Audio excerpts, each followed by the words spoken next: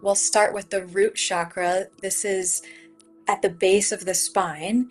And the left hand image is something that my sister has created to really bring to life the imagery of what the chakras give us. And again, this is just to help our brains have something concrete to think about where we can connect a color, an element, a visual, an attribute, a feeling, an affirmation, and giving our brains more to focus on helps with change. It helps with memory. It helps with laying down new neural networks. So that's something really beautiful about the chakras as well, especially if you're creative and you're imaginative, and the idea of meditating and not allowing any thoughts to come in or only focusing on your breath is really difficult.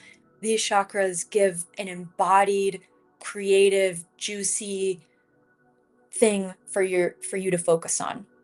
So the root chakra is located at the base of the spine.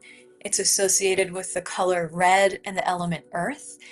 It connects us to the physical world where we feel safe and secure in our bodies, and also feel that we can have financial stability and that we can set boundaries and protect our own personal selves.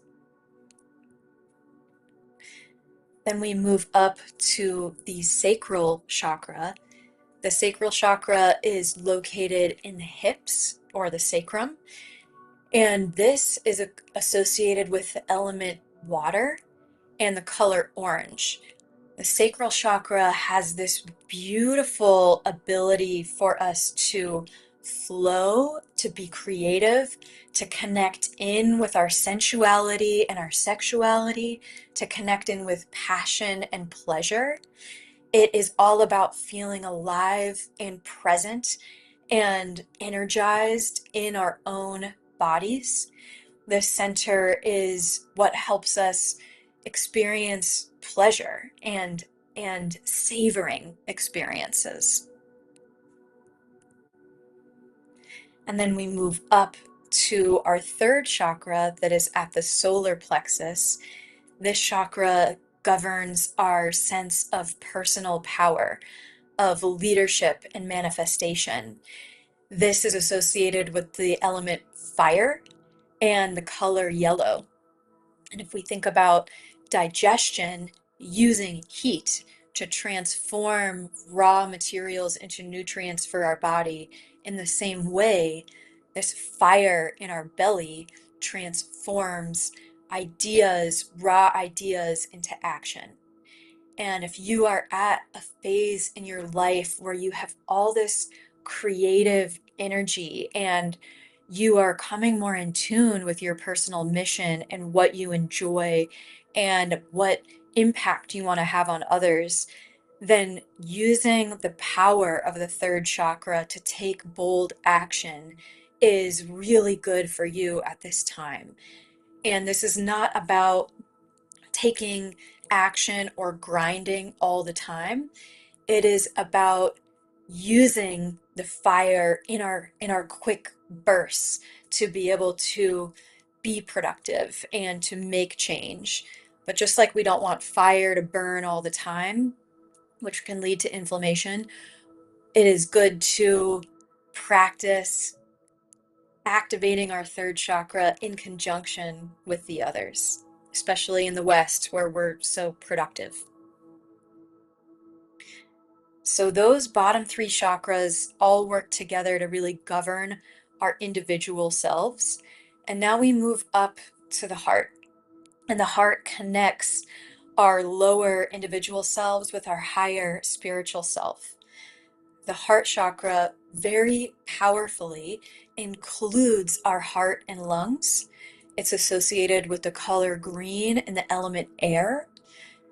This is our life force. Just like we need air more than we need any other element to survive, we need love and forgiveness. It's really helpful with the heart chakra to relate the inhale to opening up to love, to receiving, and to relate the exhale to releasing and letting go, to forgiving. We exhale just as much as we inhale. And we often hold on to our past pains and hurts because it's difficult for a lot of us to really know how to forgive and how to let go. So the heart chakra, when you don't know where to start, starting with the heart chakra is always going to be a perfect first step because it helps to teach us that our bodies already know with every breath how to let go, and already know with every breath how to receive what we need. So, working with the heart chakra can be profoundly healing for your life force. And now we move up to our upper three chakras that really govern our spiritual selves. If we focus on our throat chakra very beautifully is associated with this bright blue healing color. And it's also associated with the element ether or sound. The throat chakra governs our sense of truth.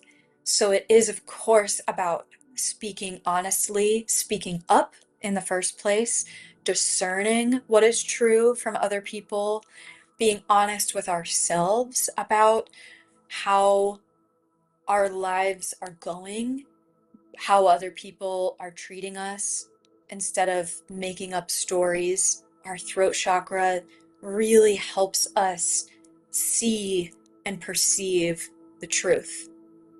It's often a little bit uncomfortable or scary, but especially with the throat chakra, if you've ever heard the analogy that facing the fear of the truth, but let's say facing any fear, I'm especially going to say the truth though, feels like a mile long stretch of water. And it can feel so daunting to make the first step into the truth because it's uncomfortable. And we've been telling ourselves stories that may not be true for so long. But once you take that first step into this, what seems like abyss of water, you realize the water is only an inch deep.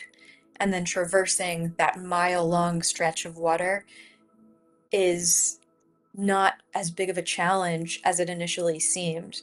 But the throat chakra is often that first awakening into this is the direction I need to go because this is what's true. And then we move up to our third eye of intuition that is very interdependent. All chakras are interdependent with each other. And there's such a beautiful relationship between the third eye and the throat, as well as the third eye and the solar plexus. The third eye chakra you have probably heard about before as the center of intuition or clairvoyance. And it's also our sense of wisdom.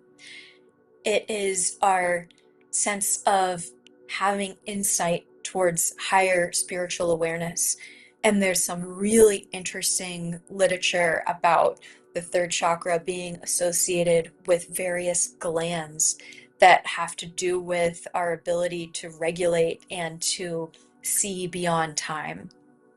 There's also really interesting physics research right now into quantum physics that has become much more accepted in the last decade about energy not behaving in only the typical ways that we perceive, like Newton's laws of matter not being created or destroyed and everything being so physical, where we're seeing that, well, the physicists studying quantum physics and energy are seeing that there's so much free space inside every atom, and there can be erratic behavior. And our third eye, for us, is what helps us make sense of what could be possible from quantum theory and to connect beyond time, beyond space with that part of us that knows more than this individual self, this individual brain. And this is often for people what helps them connect to their higher self, the part of themselves that you can imagine yourself at 80 or 90 years old. What what does that 80-year-old or 90-year-old self who's wise, how does that self help to guide you? And I do like to preface that intuition is not to be confused with bias or with fear-based instinct. Intuition can protect us from danger and is, for the most part, has a voice of love and peace. So any bias or any instinct that we have towards feeling a lot of fear may not be your intuition. And so it's good to approach any intuitive work from a place of calm and peace to start to get in touch with what your intuitive voice is saying. And finally, we have the crown chakra that is at the top of the head. And this is our connection point to God. Just as we see in religions where it's very common in religious practices across the world for people to bow or for people to prostrate themselves. This is, we're also seeing, is that space at the crown of the head where we have already some sort of intuitive awareness that this connects us to God or source consciousness or the universe. And I invite you, whatever your religious practice is, as I talk about source or God or the universe, I invite you to just sub in the term that you use for God so that you can connect in most deeply with this crown chakra energy.